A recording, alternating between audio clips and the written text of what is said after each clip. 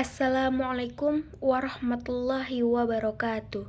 Alhamdulillahi rabbil alamin wabihi nasta'inu ala umurid dunya waddin. Wassalatu wassalamu ala asrafil anbiya'i wal mursalin wa ala alihi wassahbihi rasulillahi ajmain. Amma ba'du.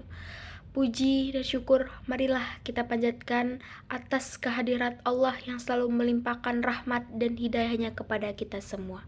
Sholawat beriringkan salam mari kita sampaikan kepada Nabi kita, yakni Nabi Muhammad Sallallahu Alaihi Wasallam. Pada kesempatan kali ini saya akan menyampaikan sedikit ceramah tentang mendidik anak dalam kandungan. Mendidik anak dalam kandungan adalah proses pendidikan yang dilakukan sejak awal kehamilan, sebelum bayi lahir.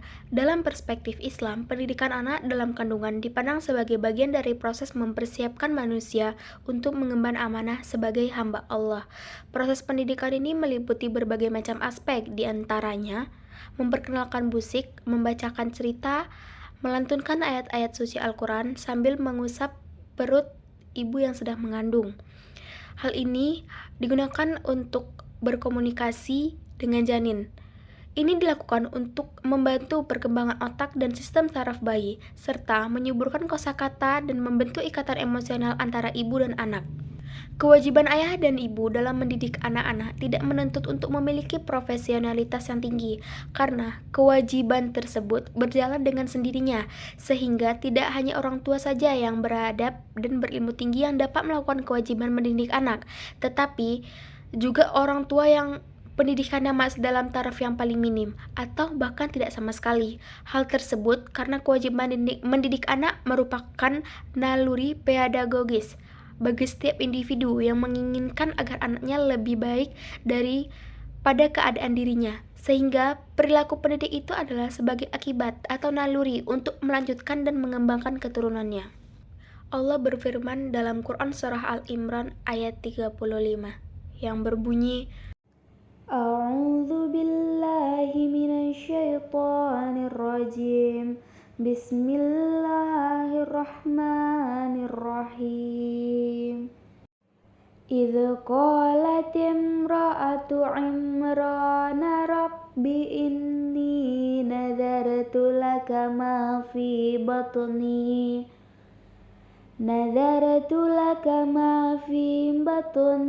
muharraran fataqabbal minni innaka antas sami'ul alim.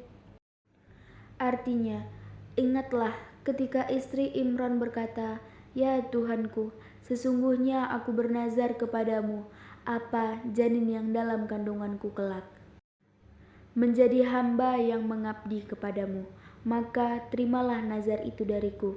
Sungguh Engkaulah yang Maha Mendengar, Maha Mengetahui." Adapun metode mendidik anak di dalam Al-Quran, yang pertama, metode doa. Agar sebuah doa mempunyai daya rohani, maka hendaknya memperhatikan, mengamalkan isi yang terkandung di dalam doa tersebut, dan juga menghafal penggalan-penggalan doa semampunya, bukan semata-mata sebagai hafalan, melainkan untuk diamalkan. Yang kedua, metode ibadah.